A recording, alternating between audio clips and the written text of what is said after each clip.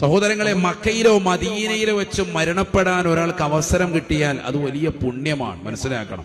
നമ്മുടെ നാട്ടിൽ ചില ആളുകൾ പറയാറുള്ളത്, ഓ അവരവിടെ എത്തിയിട്ട് പഠിച്ചവൻ അവിടെ വെച്ച് തീർന്നു, ഇങ്ങോട്ടൊന്നും വരാൻ പറ്റിയില്ല. അങ്ങനെ ഒരിക്കലും പറയാൻ പാടില്ല. നബീന റസൂലുള്ളാഹി സ്വല്ലല്ലാഹു അലൈഹി വസല്ലമ തങ്ങൾ പറഞ്ഞതാണ്, മൻ മാത ഫീ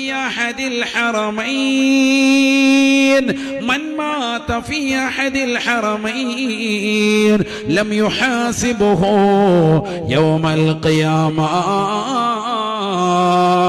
പരിശുദ്ധ മക്കയിലോ മദീനയിലോ വെച്ച് മരണപ്പെടാൻ ഏതൊരു സത്യവിശ്വാസിക്ക് അല്ലാഹു അവസരം നൽകിയിട്ടുണ്ടോ അവൻ വിചാരണയില്ലാതെ സ്വർഗത്തിലേക്ക് എത്തുമെന്ന് നബിയുനാ റസൂലുള്ളാഹി. എത്രയോ ആളുകൾ മരണപ്പെട്ടു പോയിട്ടുണ്ട്. ഇപ്പൊ കഴിഞ്ഞ ദിവസം ഒരു മരണവാർത്ത, തിരുവനന്തപുരം ജില്ലയിലെ നാവായിക്കുളം ഡീസന്റ് മുക്ക് ഭാഗത്തുള്ളതാകുന്ന ഫർസാന എന്ന് പറയുന്ന ഒരു സഹോദരി, ചെറിയ പ്രായമാണ്, 40 വയസ്സിന് താഴെയുള്ള ഒരു പെൺകുട്ടി.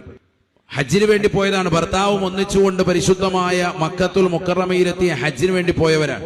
അവിടെ വെച്ച് അസുഖബാധിതയായി ഹോസ്പിറ്റലൈസ് ചെയ്ത് അവസാനം മരണപ്പെട്ടു പോയി. അള്ളാഹു ആ സഹോദരിയുടെ ദറജ ഉയർത്തുമാറാവട്ടെ, ഖബർ അള്ളാഹു സന്തോഷത്തിലാക്കുമാറാവട്ടെ, കുടുംബത്തിന് അള്ളാഹു ക്ഷമയും സമാധാനവും ശാന്തിയും പ്രദാനം ചെയ്യുമാറാവട്ടെ, ഖൈറായ പകരക്കാരെ അള്ളാഹു നസീബാക്കുമാറാവട്ടെ.